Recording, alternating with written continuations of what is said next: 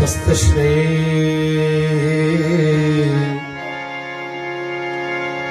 गणेशाय नमः।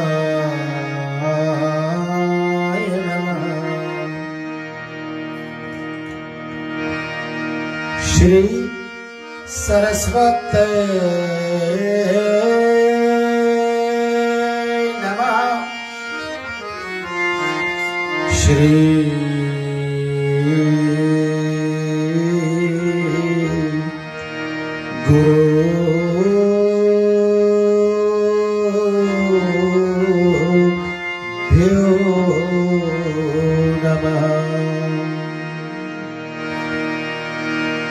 नमः पार्वती पते हर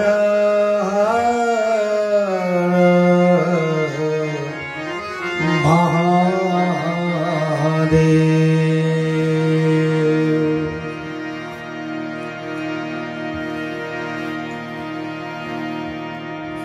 नवरात्रि के उपलक्ष्य में कार्यक्रम रेडियो रिश्ते के प्लेटफॉर्म के माध्यम से सारे जन समुदाय के पास में जो पहुंच रही हैं, आप सबका आभार व्यक्त करता हूं मैं। आप सबको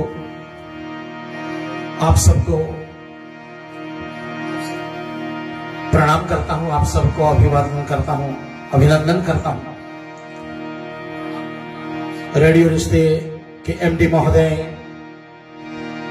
Shubham सिद्धांतलाल,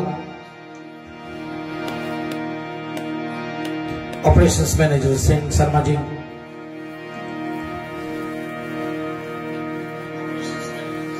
communications and media relations के मैनेजर हमारे माधवी पिल्ले जी, हमारे एडमिनिस्ट्रेशंस को देखभाल करने वाले प्रकाशवती सिंह जी और श्री राम जी, आप दोनों को भी साथ में लेते हुए मैं दोनों हमारे RJs Nivra Pathan from Rajasthan, Jayanti Priyachi from gold mine Tavua Fiji, आपको भी साथ में लेता हूं। मैं अपने पूज्य माता श्री के चरणों को वंदना करता हूं, प्रणाम करता हूं मां को। स्वर्गीय पिता श्री की चरण वंदना करता हूं मैं। गुरुदेव भगवान विश्व शांति आश्रम तुलसीबारी रामघाट अयोध्या जी में स्थित पूज्यवर प्रातः स्मरणीय हमारे स्वामी श्री लक्ष्मणदास जी महाराज के चरणों को मेरा साष्टांग कोटिशो प्रणाम। भागवत कृपा सेवा आश्रम रामघाट अयोध्या में बैठे हमारे अति प्रिय प्रेम मूर्ति संत श्री मुक्तमणि शास्त्री जी, बाल व्यास आदर्श और साथ में हमारे सभी संतों, आप सबको अभिवादन, अभिनंदन, स्वागत, प्रणाम। आइए फ्लैटबुश, ओकलैंड, न्यूजीलैंड, हार्कोट्स के बहुत ही प्यारे सज्जन श्रीमान विनोद राणीकर जी, जिनके माध्यम से हमारी प्रोग्राम आप तक पहुंचती हैं, और साथ में मिथिलेश प्रसाद भैया जी मेरे प्रोग्राम, मेरे चैनल को मैनेज करते हैं। आपको भी स्वागत करते हुए सतीश भैया जी हमारे व्यक्ति संस्कृति संस्कार सेवा फाउंडेशन और सभी मॉडरेटर्स को भी हम साथ में लेते हैं। जिसके घर पर या जिसके माध्यम से श्री भगवती देवी की कथा आपके बीच आ रही है, हमारे मणि परिवार इनको भी बहुत बहुत आशीर्वाद श्रद्धा से मणि भैया, उनके धर्म पत्नी शशि, उनके ज्येष्ठ पुत्र कृष्णेव, पुत्र वधु पायल, छोटे पुत्र शिवनेव और छोटी बहू सुनैना, साथ में हमारे इनके बच्चे बहुत बहुत प्यार श्रद्धा से भगवती की सजावट करते हैं और इन्हीं के माध्यम से, इन्हीं की कृपा प्रसाद से भगवती आदि शक्ति की इस पावन कथा न्यूजीलैंड की इस धरा से विश्व में कई एक देशों में पहुंचती है। जब बाद में चल के ना सभी मौका तो नहीं लगा, लेकिन थोड़े बहुत इधर उधर देख लेता हूं तो मैं देखता हूं अधिकांश हमारे रेडियो रिश्ते के जो विभिन्न नगरों से जो रेडियो रिश्ते के कार्यक्रम को देखते हैं, अन्य कार्यक्रम को देखते हैं, उन सब का भी सानिध्य रहता है और उनके भी बड़े सुंदर सुंदर प्यार भरे आशीर्वाद मिल रहे हैं। सबको पुनः एक बार धन्यवाद करते हुए चले हम सभी को करबद्ध हो जाएं, प्रार्थना करेंगे भाव से कि जगत जननी जगदम्बा भगवती मैया की कृपा सभी पर बनी रहे, माँ की अनुकंपा सभी पर बनी रहे, माँ का प्यार सभी पर बनी रहे।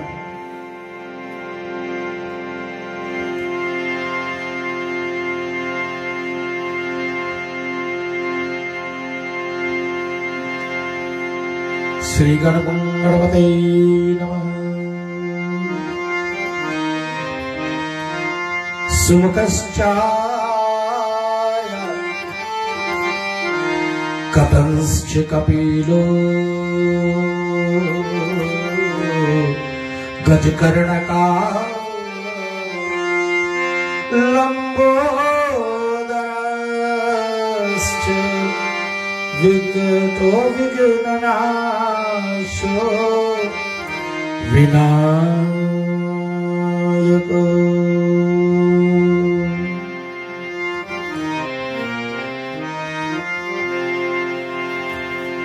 या कुंदेन्दु तुषारहारद वलया शुभ्रवस्त्रावृता, या वीणा वरदण्डमण्डितकरा,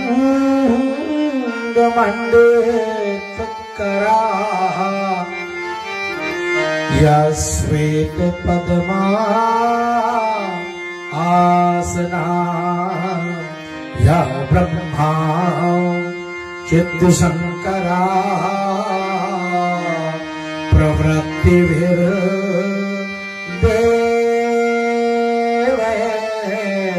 सदा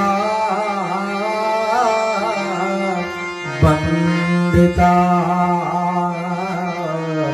सा मां पातु सरस्वती भगवती निशेष जाध्यापा।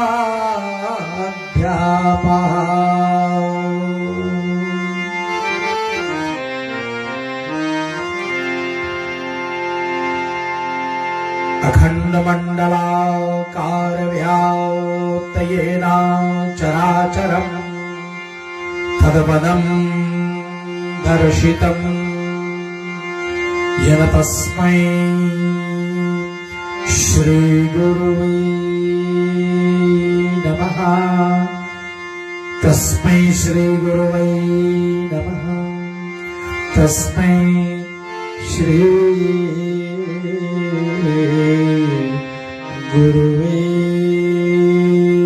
नमः।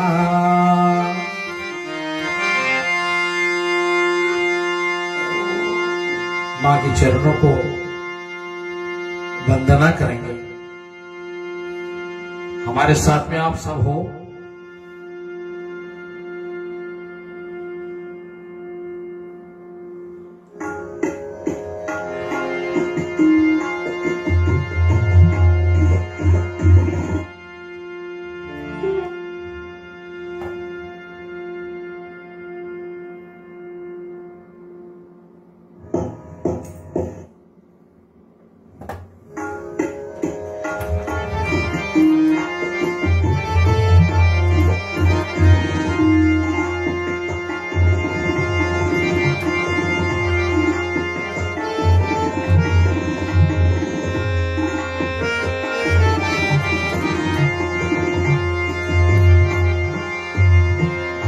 या देवी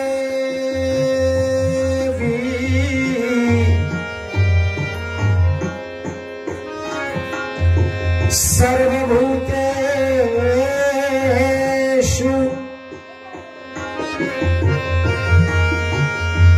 बुद्धिरूपेण संस्थिता नमस्तस्यै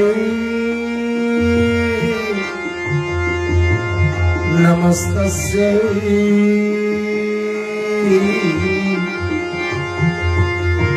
नमस्तस्यै नमो नमः।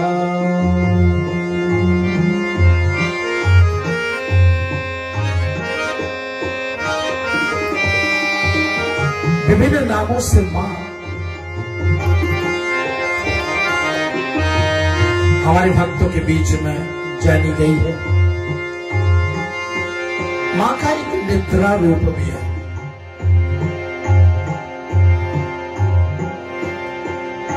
मुझे एक महात्मा की कथा बड़ी प्रसिद्ध लगी, बहुत प्यारी लगी।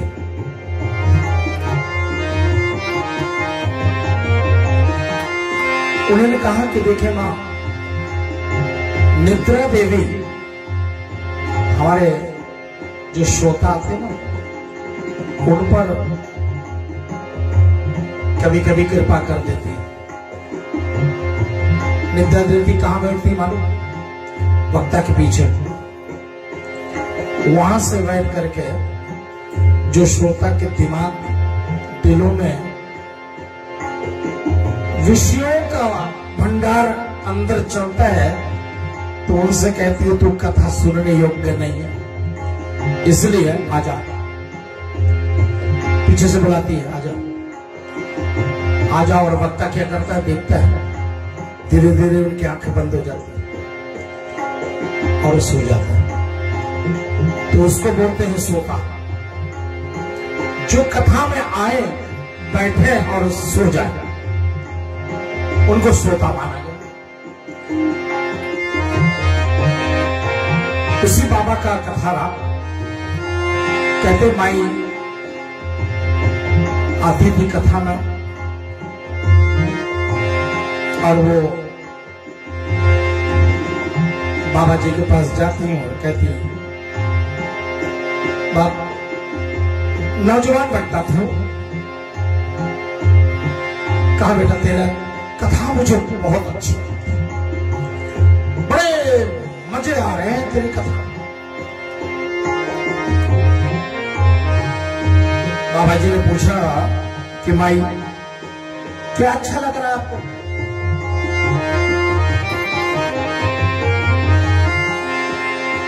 तो वो तो मुझे मालूम नहीं, लेकिन आपके वाणी में इतनी मिठास है ना,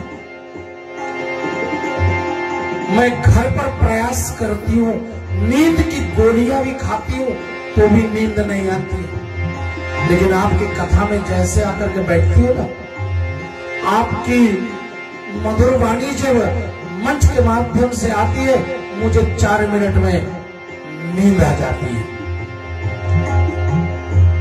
तो ऐसे निद्रा देवी अगर आपको निमंत्रण करें तो उसका कारण यही समझना चाहिए कि हम आए तो कथा में, लेकिन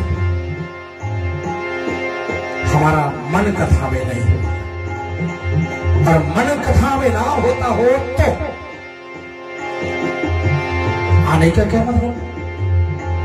इसलिए ये निद्रा देवी का स्तोत्र सुनवाई देता हूं, सुने शायद काम आ जाए उसके।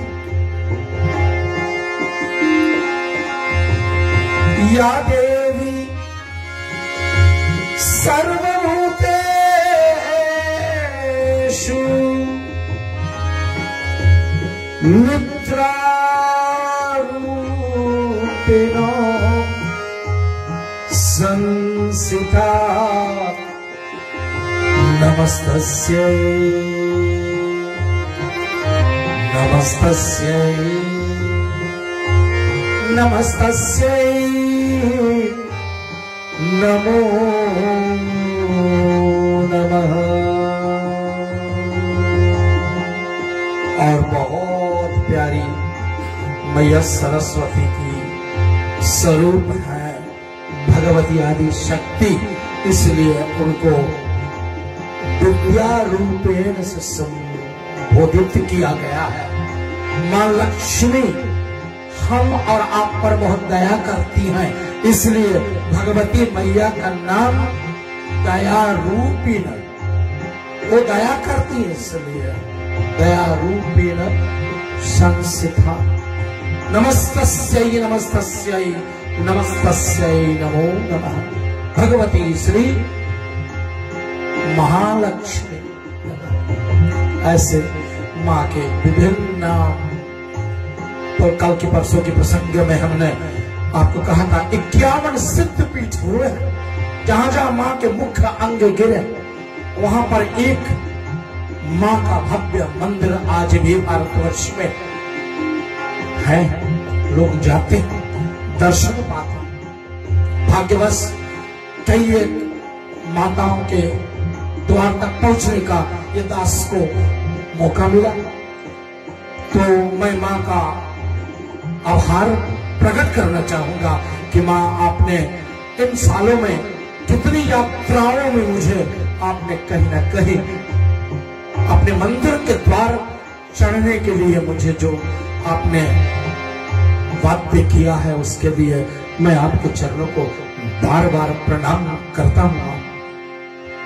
और मुझे तो ये लगता है ना कि मां का भजन से बहुत प्यार है।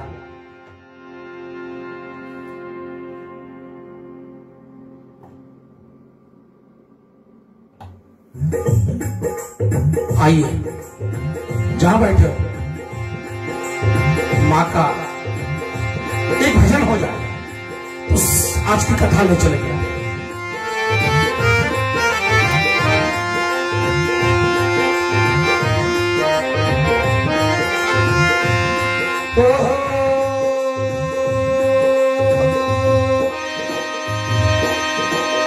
मैं तेरे कंगाल पुजारी, सो पिए कहां से लाऊं। बड़े सुंदर भक्त का निवेदन है मैया के चरणों में।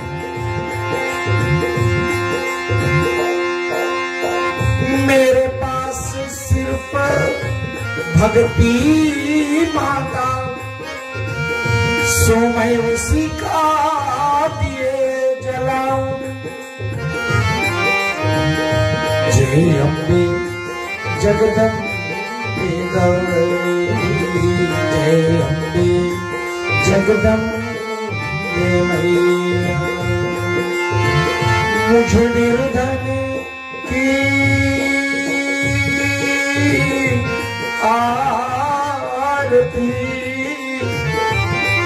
स्वीकारो गौरी मैया, स्वीकारो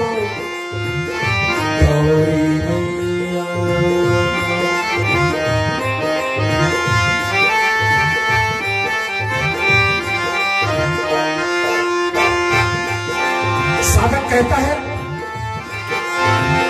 धन होता सोना चांदी का, सुख से अर्पण करता, हीरे मोती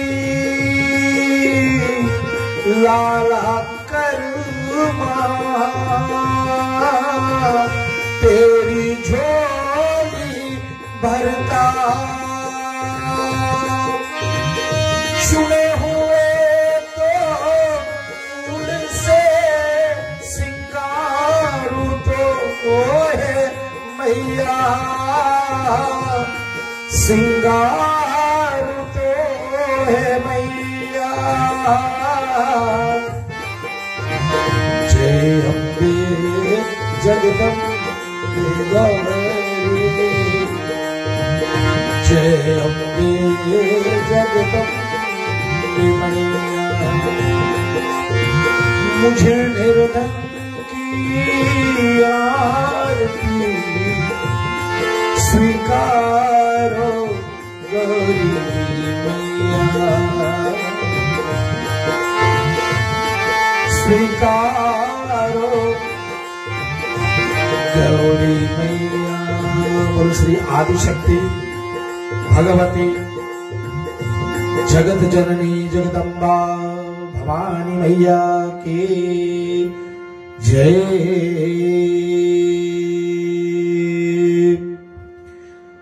आज की प्रसंग आप लोगों ने पहले भी सुना है, लेकिन इतना विस्तार है ये प्रसंग, तो देखते हैं हम कहां तक पहुंचे।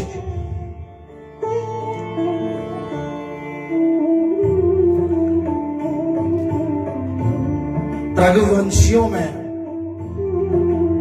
एक से एक पराक्रमी राजा हुआ है, और इन राजाओं में ऐसी अद्भुत लीलाएं इनके, या अद्भुत कला या अद्भुत तरीके थे इनके राज्य संभालने के लिए। तो राजा अरुण हुए, शायद हम से कई इस महाराज के नाम भी नहीं सुने होंगे। तो राजा अरुण जो थे वो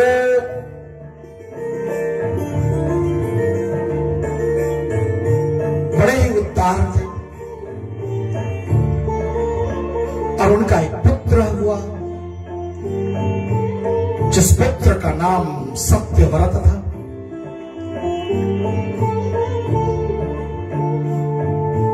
एक समय किसी प्रसंगवश सत्य के व्रत के पिता श्री अरुण जी अयोध्या छोड़ करके और पुत्र के अच्छे कर्म हो इसलिए चले गए जंगल में तपस्या करने के लिए। और राज में राजा नहीं होता है जब, तो राज के प्रजा जो होते ना कहीं ना कहीं दुखी तो होते होंगे। तो प्रसंग आया है कि मुनि विश्वामित्र जी अपनी पत्नी को उसी राज्य में छोड़ करके, और वो भी तपस्या के लिए कहीं निकल जाते। क्यों? क्योंकि पुत्र किसी कारणवश कुपित हो गया और 12 वर्षों तक अयोध्या में वर्षा नहीं हुई, जिसके कारण से प्रजा बहुत दुखी हो गई। खाने के लिए कुछ नहीं, पृथ्वी सूखी।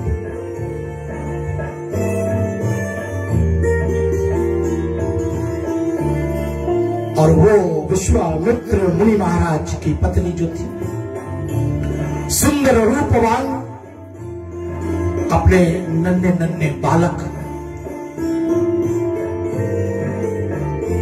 की भूख को किस प्रकार मिटाए। वृक्षों में तो फल भी नहीं है, और इसी समय उनके पति देव जी जन कल्याण के लिए तपस्या के लिए जल्द पड़ते हैं। विचार करने लगी वो सौभाग्यवती कि मैं धन रहित, ऐसा जानते हुए भी मेरे पति देव मुझे बेसहारा इन बच्चों के साथ में छोड़ करके और जन कल्याण के लिए तपस्या के लिए निकल पड़ते हैं।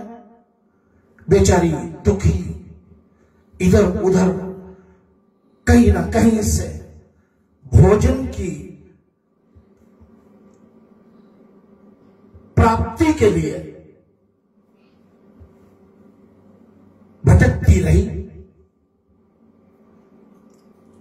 पति के न उपस्थिति में मैं किसके पास जाऊं, मैं कहां जाऊं, ऐसे विचार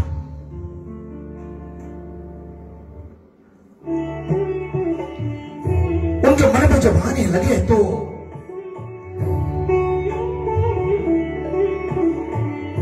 एकाएक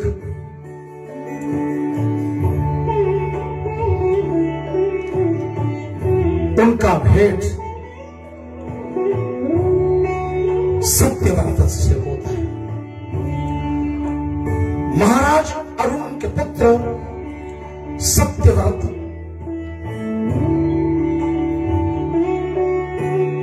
अपने कुकर्म के कारण से एक ब्राह्मण की पत्नी को विवाह मंडप से उठा ले, तो ब्राह्मण जन सब महाराज अरुण के पास गए थे और उनके पुत्र के ये व्यवहार को उल्हाना के तौर पर, शिकायत के तौर पर ले गए। महाराज बड़े नाराज हुए, क्रोधित होकर के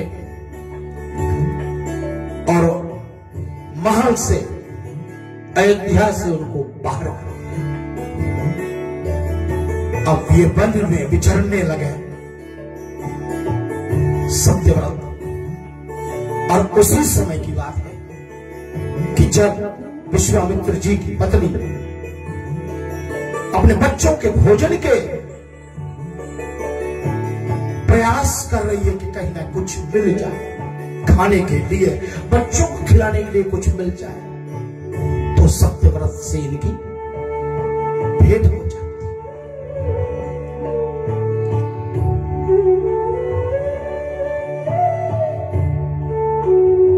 उसने सोचा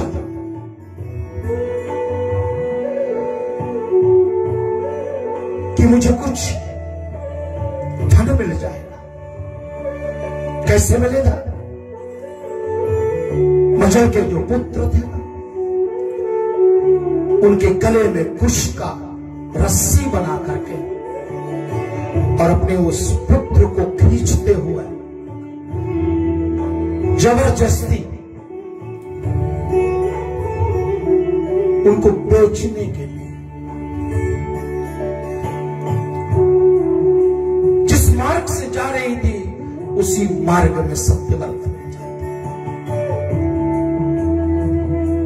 पुत्र को बेच दे या सब पुत्रों को मार दे और स्वयं आत्महत्या कर ले।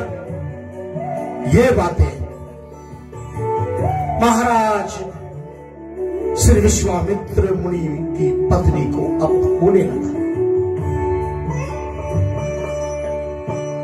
तो ऋषि पत्नी जब सत्यव्रत को मिली, सत्यव्रत ने अपना परिचय दिया कि मैं सत्यव्रत महाराज अरुण का पुत्र हूं, आप क्यों इनके गले में रस्सी कुछ का बांध करके ले आ रहे हैं? उसने कहा कि हम प्रयास कर रहे हैं कि कोई इसको खरीदने वाला मिल जाए ताकि हमारी अन्य बच्चों के लिए कोई व्यवस्था हो जाए भोजन का। अब आप सोचे, थोड़ा सा विचार करें इस पर। हम लोग थोड़ी थोड़ी बातों में बहुत दुखी हो जाते हैं। हम लोग का थोड़े थोड़े बातों पर असंतुष्टि आ जाती है जीवन में। एक गंभीर विषय, लेकिन कथा के माध्यम से चल रहा हूं, सोचना, इस पर विचार करना कि अगर आप भागवत महापुराण पढ़ें तो सुदामा जी की चरित्र में आती है कि सुशीला कितनी गरीबी से अपने बच्चों को पालती थी। आज देखें यहां विश्वामित्र की पत्नी बेचारे में इतना तक आ गया कि अपने पुत्र को वो बेच दे ताकि कुछ पैसे, कुछ द्रव्य मिल जाए, जिस द्रव्य से अन्न की व्यवस्था कर पावे। ऋषि पत्नी ने कहा कि हे राजकुमार, मैं ऋषि विश्वामित्र की पत्नी हूं और मेरे ये परिस्थिति है, मेरे हालत कुछ ठीक नहीं है, घर में खाने के लिए कुछ नहीं है, बच्चों को खिलाने के लिए कुछ नहीं। राजा बोला, है प्रतिव्रते, आप अपने पुत्र की रक्षा करें। जब तक आपके पति वापस ना आ जाते ना, कि तेरे पुत्रों के खाने की व्यवस्था मेरे ऊपर छोड़ दिया जाए। और उन्होंने बच्चों को खिलाने के लिए उन्होंने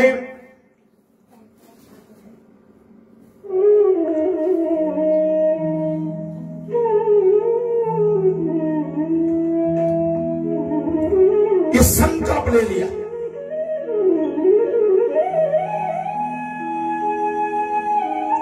सत्यव्रत का ये नेक कर्म उनके पिछले किए हुए पापों को धीरे धीरे मिटा रहा है। और यहां श्री मददेवी भागवत का ये निर्णय है कि राजकुमार ये कहने पर विश्वामित्र की भार्या जो है वो अपने पुत्र को वापस ले जाती है आश्रम पर। और नित्य प्रतिदिन कहीं ना कहीं से सत्यव्रत कुछ भोजन का व्यवस्था करके आश्रम के पास में एक वृक्ष, उस वृक्ष पर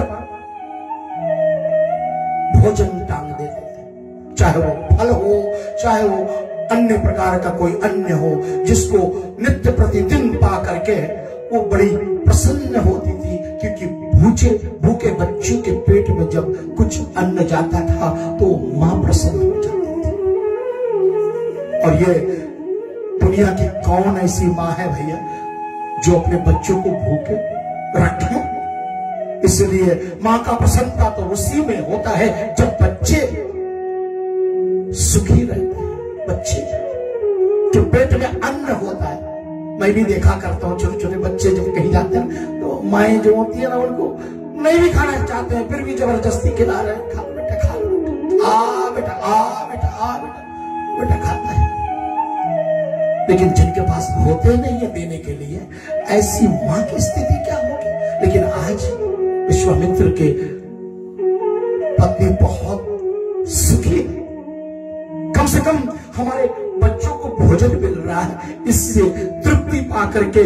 और राजा अरुण के तपस्या करने के लिए वो जब चले जाते हैं तब कहते हैं कि वशिष्ठ मुनि महाराज जी है, वो अयोध्या के राजपाट को संभालने लगते हैं, क्योंकि सत्यव्रत तो राजमहल से निकाला गया है, अब कोई है ही नहीं। इसलिए जो हमारे अयोध्या के कुल गुरु हैं वशिष्ठ जी, वो राजपाट संभालने लगते हैं। और एक दिन क्या हुआ, सत्यव्रत जो थे वो किसी प्रकार की व्यवस्था नहीं कर पा रहे हैं कि ये विश्वामित्र की पत्नी को, बच्चे को कुछ दे पावे। बड़ा ही व्याकुल, बड़ा ही निराश हुआ उस समय, और कुछ कुपित भी हो गया, कुछ क्रोधित भी हो गया। और उसको पहले से ही वशिष्ठ मुनि महाराज पर निराशा थी। क्यों? क्योंकि जब पिताजी उनको निकाल रहे थे घर से, महाराज अरुण, तो उसने सोचा कि वशिष्ठ मुनि रोक सकते थे, क्योंकि पूरा पूरा विवाह संस्कार नहीं हुआ था, फेरे पड़ने से पहले उनको उठा ले गया था, इसलिए उतना अधिक पाप तो नहीं किया हुआ। और सोच रहे थे उस समय वशिष्ठ मुनि रोक सकते थे, लेकिन उन्होंने रोका नहीं। इसलिए आज ना कुछ मिला तो उनकी सुरभि गाय थी, दूध देने वाली गाय। कहा है, कभी कभी ऐसे बातें लिखी गई है जो बोलने में थोड़ा मुझे भी अटपट होता है, लेकिन क्या करें, लिखा है तो मैं बोल रहा हूं। अब लिखा है यहां पर कि वो सत्यव्रत ने जाकर के गाय की हत्या कर दी।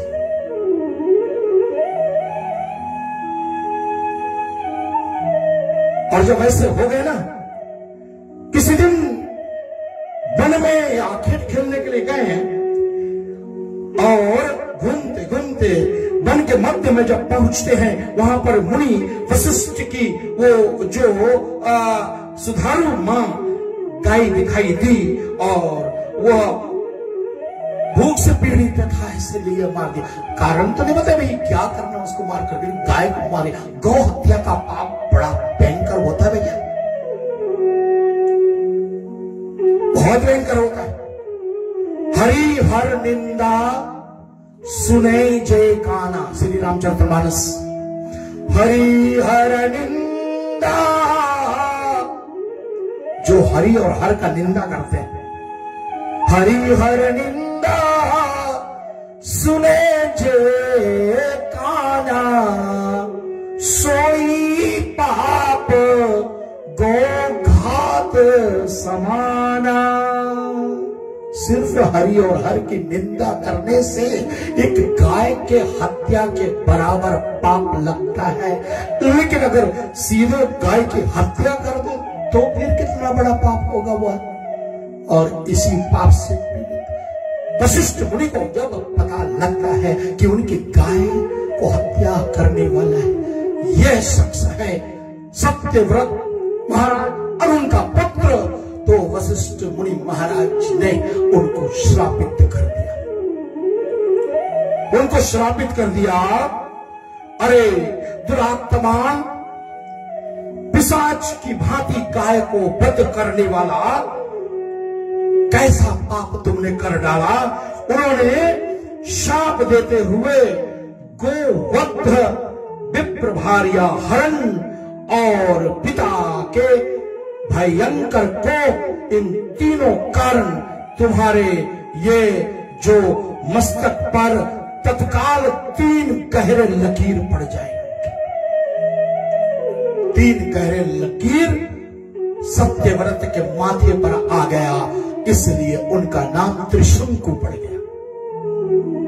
अब वो त्रिशंकु सत्यव्रत इधर ये कथा को बता रहे हैं, कौन?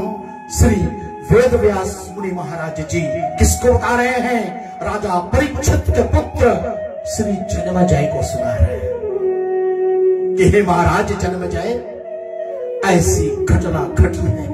और तब कहते हैं ना कि उसी आश्रम में रहते हुए कठोर तप आरंभ कर दिया। कौन? यह श्री सत्यव्रत जी। यहां लिखा है सूत्र में,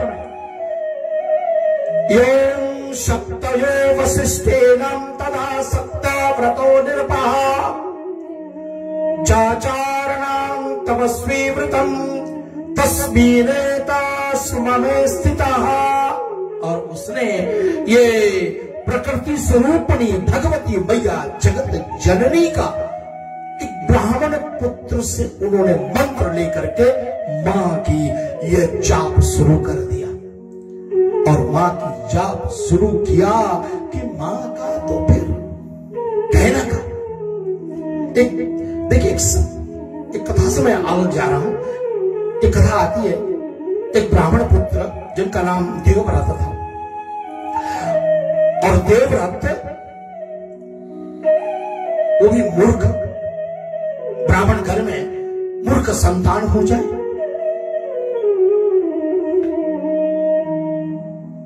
बड़ी दुखी की बात होती है भैया। जिनको ना संध्या आता है, ना पूजन अर्चन वंदना आता है, ऐसे ब्राह्मण से अच्छा हम कोई और ही वर्ण में पैदा हो। और यही लगा उस ब्राह्मण देवता को, मेरा पुत्र आज मूर्ख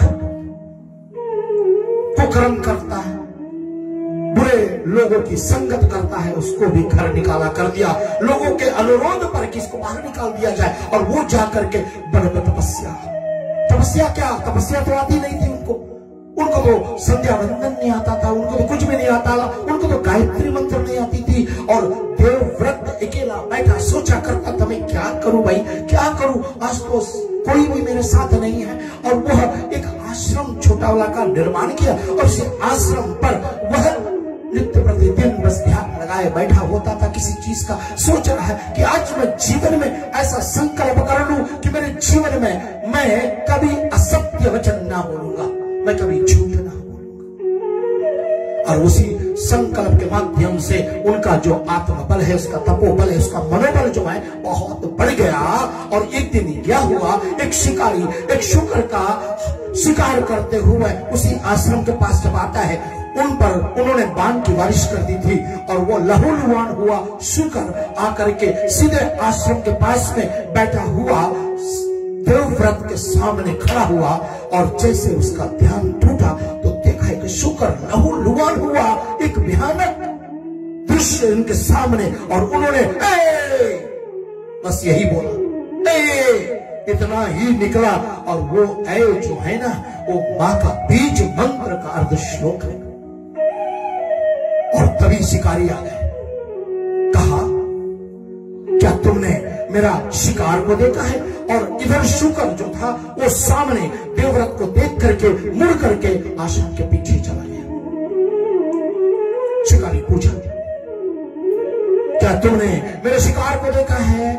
उसने कहा, क्या कहे, उसको तो कुछ आता नहीं है, क्या बोले, तो वो थर-थर कांप रहा है। और जो शिकारी आया है वो भी कोई साधारण नहीं लगता देखने में भाई, उनका भी तो व्याध कैसे लग रहे हैं देखने में, भयंकर रूप, जैसे कोई काल हो गया सामने। और काल की तरह सामने खड़ा इनको देख करके देवव्रत भी बहुत डर गए। कहा तुमने देखा? बोले, जिन आंखों ने देखा हे शिकारी महोदय, वो बोल नहीं सकते हैं, और जो जबान बोल सकता है उन्होंने देखा ही नहीं। झूठ नहीं बोला उसने, सत्य ही बोला।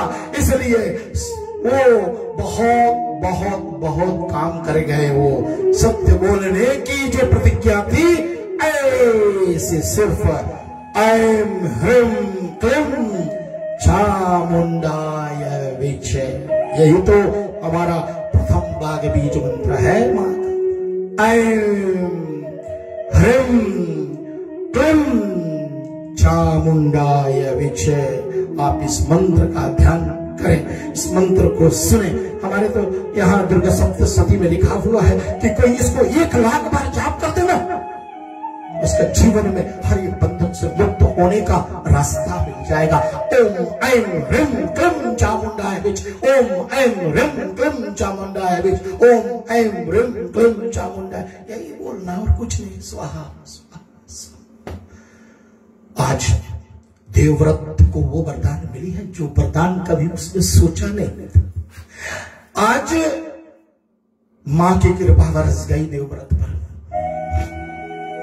और मां की कृपा जब बरसी है तो आज उन्होंने जब झूठ न बोलने की प्रतिज्ञा करी थी, आज मूर्ख देवव्रत प्रतिष्ठित व्यक्ति हो गया समाज में। उनके पिता को पता लगा कि आज लोग कितना सम्मान कर रहे हैं, जो घर निकाला दिया गया था आज उनकी सम्मान होने लगी है। पिता स्वयं गांव वालों के साथ में जाकर के अपने बेटे से अनुरोध किया है देवव्रत से कि बेटा आप घर चलो ना, और घर ले गए देवव्रत को। और देवव्रत भगवती मैया का बड़ा सुंदर उपसंग बना। माँ जगत जननी जगदम्बा भवानी की अनुपम कृपा से वो सिर्फ ऐन बोलने से आज इतना बड़े महंत हो गए, इतना बड़ा संत हो गया, इतना बड़ा आदरणीय पूजनीय संत हो गया। जिस पर माँ की कृपा हो जाती है ना, जीवन में क्या नहीं पा सकता है। आज यह स्थिति यहाँ सत्यव्रत इतना सारे पाप कर दिया, 3 लकीरें खिंच गई माथे पर और त्रिशंकु नाम पड़ गया इनका। त्रिशंकु नाम पड़ा और तब क्या होता है, भगवती जगदम्बा के कृपा से सत्यव्रत जो था ना, वो राज्य अभिषेक को भी अधिकारी बन जाता है। कैसे बन जाता है? क्योंकि बाद में चल के जब उनके पिताश्री वापस तपस्या करके लौटते हैं ना, तो उनकी कीर्ति का गान होने लगा, सत्यव्रत की कीर्ति का गान होने लगा। और कहते हैं इस प्रकार वह श्रापग्रस्त सत्यव्रत पिशाच वक्त को प्राप्त होता। कैसे प्राप्त होता है? क्योंकि उनको पिशाच, वो त्रिशंकु नाम से जो प्रसिद्ध हुआ, तू पिशाच हो जा क्योंकि तुमने गौ हत्या करी है, तुमने अपने पिता के वचन को उल्लंघन किया है और तुमने एक ब्राह्मणी कन्या को मंडप से हरण किया है। इतना पाप काफी है पिशाच योनि में जाने के लिए। और ये श्राप श्री वशिष्ठ मुनि महाराज ने इनको दिया।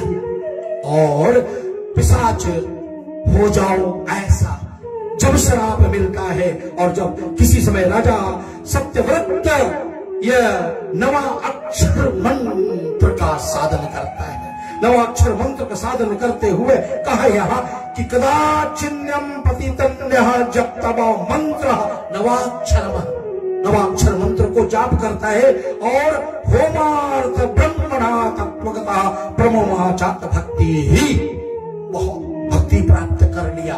इन नवाक्षर मंत्र बोलते पिशाच रूप में भी इन्होंने पुण्य कर लिया है। अब सुने करके कथा, हयग्रीव पिशाच, हयग्रीव बड़ा भयंकर दानव, और उन्होंने भक्ति प्राप्त कर ली, मैया की कृपा प्राप्त कर ली।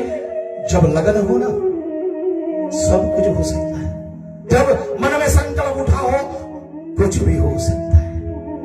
मुझे बताया गया है हमारे संतों के माध्यम से, हमारे श्रोताओं के माध्यम से कि भाई जो देवी भागवत कथा होती है ना, उनके पीछे क्या रहस्य है, उनके पीछे क्या मैसेज है, वो मैसेज भी थोड़ा बता दिया करो। मैंने कहा जरूर बताएंगे। यही मैसेज मिल रहा है कि आप पापी कितने बड़े क्यों ना हो, शरण में आ जाओ, और शरण में आते ही तेरे पाप सब छिन्न हो जाएंगे। लेकिन भगवती की कृपा हो तो अब देखिए कितने भयंकर भयंकर पाप किए हैं, लेकिन माँ की कृपा है। नवाक्षर मंत्र का जाप करते करते आज कहाँ पहुंच गए हैं सत्यव्रत। और सत्यव्रत की इस कीर्ति को उसके पिता अरुण महाराज जी, अयोध्या के राजा उस समय का, वो जान गए। और यह सुन करके और ब्राह्मणों ने उस राजकुमार से कहा कि अपने गुरु के श्राप से तुम अधिकारी नहीं होते हैं किसी यज्ञ का। क्यों? क्योंकि वो इतना प्रतिष्ठित हो गया। लेकिन वो ब्राह्मणों के पास जाकर के निवेदन किया कि हे ब्राह्मण देवता लोग, भू देवता लोग, हमारे लिए यज्ञ करो ना, मैं यज्ञ करना चाहता हूँ और इस यज्ञ से मैं तृप्ति पाता हूँ मेरे, ताकि ये पिशाच का श्राप आदि से मैं थोड़ा थोड़ा मुक्त तो हो जाऊं। और तब व्यास बोलते हैं जी, व्यास बोलते हैं कि उनकी बात सुनकर के राजा अत्यंत दुखी हुए और वे सोचने लगे कि मेरे जीवन को धिक्कार है, मैंने कैसे पाप कर दिया है। क्योंकि अंदर जाकर के, और यह बात जो है मेरे पिता में मुझे परित्याग कर दिया, गुरुजी ने मुझे श्राप दे दिया, और क्या मैं राज्य से भी निकाला गया और कितना दुखी जीवन जिए। कोई भगवती महामाया का स्मरण करके और चिंतित चिता प्रज्वलित कर दी। उसने सोचा कि भाई ऐसे जीवन से तो धिक्कार है जीना, और उसने एक ढेर सारी लकड़ियों को इकट्ठा किया और चिता बनाया। चिता बना करके विचार कर लिया, इससे अच्छा है तो आत्मा हत्या कर ली।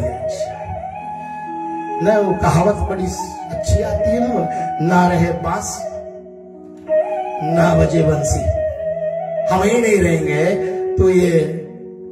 लेकिन श्रोताओं, मेरा एक करबद्ध होकर के आप सबसे प्रार्थना है, मैंने अपने गुरुजनों से, मैं पूज्यवर स्वामी श्री लक्ष्मण दास जी महाराज, मेरे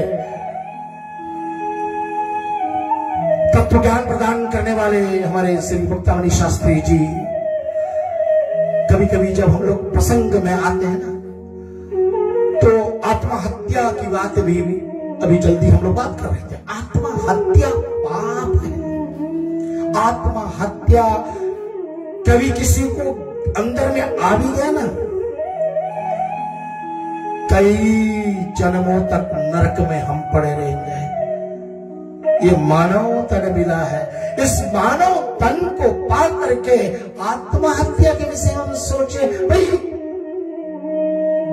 दुर्बुद्धि कर सकते, जिनके बुद्धि चली गई वही कर सकता। आज यह इन्होंने चिता बनाई। देखिए यह लिखा हुआ कि तत्पश्चात उस राजकुमार ने लकड़ियों की ढेर लगा दी और उस पर बैठ करके और आग लगाने के प्रयास जब कर रहा है तो मरने होती ऐसा जान करके भगवती जगदम्बा उसके सामने आकर के प्रकट हो जाती। साक्षात महामाई, साक्षात भगवती आदि शक्ति आकर के प्रकट हो गई। कहा क्या कर रहे हो ये सत्यव्रत, क्या कर रहे हो?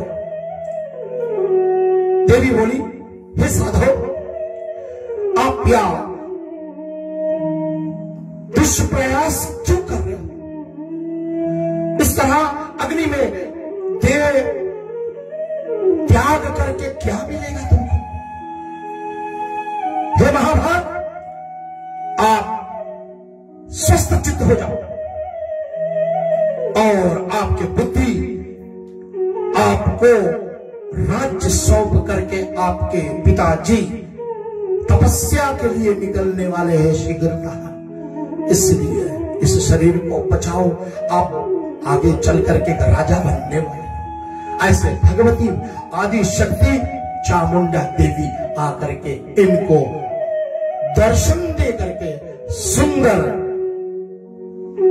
आदेश दी,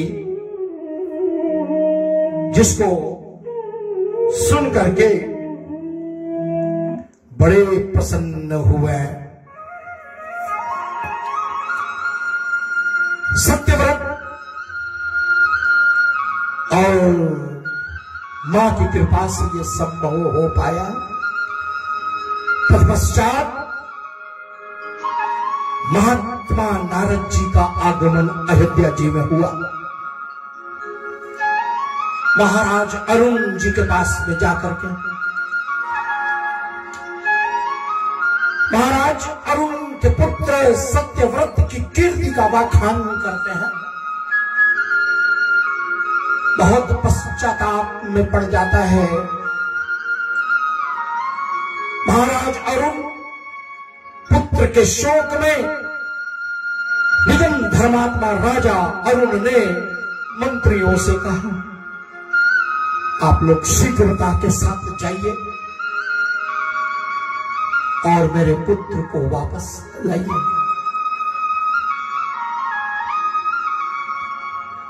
मेरा क्षमाशील पुत्र राज्य का अधिकारी था और मैंने उनको राज्य से बाहर कर दिया। मेरा यह क्षमाशील पुत्र सब प्रकार से योग्य था। दुख से संतप्त वह सत्यव्रत आज अग्नि में प्रवेश करके अपना शरीर को जलाने के लिए प्रयास कर दी। महामाई की कृपा से आज उनका देह बचा। जाओ मंत्री लोग, शीघ्रता के साथ बिना विलंब किए जाओ और मेरे पुत्र को वापस लाओ। ऐसा कह करके और पुत्र प्रेम में प्रवृत्त मन वाला राजा अरुण ने सत्यव्रत को लाने के लिए अपने सभी मंत्रियों को भेज दिया और मंत्री लोग जाकर के वन में और महात्मा राजकुमार सत्यव्रत को आश्वासन दे करके उन्हें सम्मान पूर्वक अयोध्या जी में लेकर के आते हैं और वहां पर सत्यव्रत को समय अनुकूल पा करके मुहूर्त ठीक निकाल करके और उनका राज्याभिषेक कर दिया। जैसे भगवती माया ने उनको आकर के बताया था वैसे ही हुआ। ये सत्यव्रत आज यद्यपि त्रिशंकु नाम से प्रसिद्ध था, तो पूछा महाराज जन्मेजय कि हे भगवान, हे महाराज वेदव्यास जी, आप बताइए ये पिशाच आकृति वाला त्रिशंकु सत्यव्रत कैसे निष्पाप हुआ? तो जन्मेजय को समझाते हैं श्री भगवान वेदव्यास मुनि महाराज कहते हैं कि राजन, जब स्वयं आदि शक्ति प्रकट हुई तो मां की शक्ति से पाप रहित हो गए। उनके माथे पर त्रिशंकु का या जो 3 लकीरें थे पाप के चिन्ह के रूप में, वह भी गायब हो गया, अदृश्य हो गया, रूपमान हो गया। जैसे पहले था ऐसे ही सुंदर देवव्रत सत्यव्रत हो गया। अब सब प्रकार से योग्य उनको राजगद्दी पर बैठाने का जब अवसर प्राप्त होकर के महाराज अरुण अब तपोवन में तपस्या के लिए निकल जाता है और आज की प्रसंग जो है यही रोक दिया है। लेकिन आपको बता दें ये कथा आगे बढ़ेगी। क्यों? आप लोगों ने, हम लोगों ने सब सुना है महाराज हरिश्चंद्र के विषय में। महाराज हरिश्चंद्र जिनकी पूजा शमशान घाट पर भी होती है, बिना उनकी अनुमति से कोई शव जब शमशान घाट पहुंचते हैं तो शव को अंदर नहीं ले जाते, पहले प्रार्थना करी जाती है। और यह कथा आगे बढ़ेगी। सत्यव्रत और महाराज हरिश्चंद्र का क्या रिश्ता है, कल सुनो। आज कुष्मांडा देवी भगवती, उष्मा का मतलब है तप, सूर्य के वो तपते किरणों में जो रहती है और एक छोटी सी मुस्कान से सारा सृष्टि का निर्माण कर देती है, वो है हमारी अंडा का मतलब कुष्मांडा, क्रिएशन। ओमा कुष्मांडा, एक हल्का सा मुस्कुराहट और सारा सृष्टि निर्माण हो जाए, ये मां का अद्भुत रूप है। आज की कथा विराम पर जाते जाते मैं आप सबसे निवेदन करूंगा, आप सब बोलेंगे मेरे साथ में, बोलो श्री आदि शक्ति जगदम्बा भवानी मैया की जय। आशा है ये कथा जो कभी सुनी नहीं जाती है, उन कथाओं को लेकर के आपके बीच में मैं कई सालों से देवी भागवत कथा कर रहा हूँ, लेकिन मैं भी यहाँ नहीं पहुंच पाता हूँ। जो कथा हमें अच्छा लगता होगा, शायद मैं पढ़ा हूँ, कहीं ऐसे ऐसे निकल जाते हैं, कहीं ना कहीं शब्दों की वाणी से मैंने सुना है, लेकिन जब प्रयास करता हूँ तो इसको बैठ करके समय मिलते थोड़ा सा मत्था डाल लेता हूँ और देख लेता हूँ तो मुझे भी लगता वाह, यह कितनी अद्भुत कथा है, ये कितना गहरा कथा है। ये भागवत, ये श्री रामायण और ये श्री देवी भागवत, ऐसे पुराणों को पढ़ने से मनुष्य के जीवन में क्या बदलियां आ जाती है, क्या परिवर्तन हो जा सकता है। मुझे मनी परिवार से बड़ा लगाव है, बहुत प्यारे परिवार, इनको साधुवाद मेरी तरफ से। रेडियो स्टेक एमडी श्री सुभन सिद्धांत पाल बेटे, साथ में जितने कर्मचारी रेडियो स्टेक के, घर खरीदना है, बेचना, कुछ भी करना है, घर की समस्या का हल करने का समाधान ढूंढ रहे हो आप, विनोद राणेगा जी से मिलिए। भैया श्री बहुत प्यारे इंसान है, बड़े प्यार से बात करते हैं लोगों से, उनसे मिलिए। फ्लेटबुश हार्कोर्ट्स ओकलैंड न्यूजीलैंड में इनका कार्यालय स्थित है, वहां मिलिए, उनसे संपर्क करिएगा। मुकेश भैया थैंक यू, आज ही आप मेरे साथ आपका संपर्क हुआ। और जी हाँ, ये कथा यूट्यूब पर भी डाउनलोड हो रही है, तो वहां भी आपको मिलेगी ये कथा सुनने को। शास्त्रीय पेज पर जाती है, लेकिन यूट्यूब में भी आपको ये कथा आपको मिलेगी। साथ साथ में मैं सतीश कुमार भैया, जितने मॉडरेटर्स हमारे भक्ति पेज की, संस्कृति संस्कार सेवा फाउंडेशन, आप सबको बहुत बहुत धन्यवाद है। ऑनलाइन व्यूअर्स, क्या बताएं आपको, beautiful, yes I love you, ऐसे लिखे हैं लोग, वी लव यू, तो हम रिटेल में बोलते हैं आई लव यू, बहुत प्यार दर्शाते हैं आप लोग। मैं देखता हूँ रोज बढ़ती जाती है नंबर, कम से कम कल मेरे ख्याल में 400 पीपल के आसपास में आप लोगों ने इस प्रोग्राम को शेयर किए हैं, तो ये मेरा सौभाग्य है, बस आभारी हूं मैं आपका, कृतज्ञ हूं आपका, मैं बहुत बहुत धन्यवाद है। आज की कथा विराम पर जाए, सब हाथ जोड़ लेंगे जहां बैठे हैं। मां आदिशक्ति का प्रेरणा से हम अपने जीवन में परिवर्तन कर सकते हैं, यही संदेश के साथ में आज की कथा विराम पर।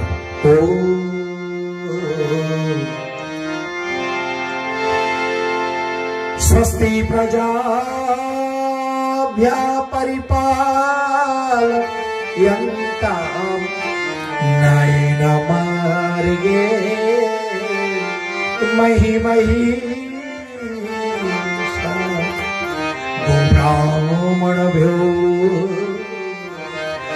शुभमस्तु नित्यम् लोका समस्ता सुखिनो भवन्तु।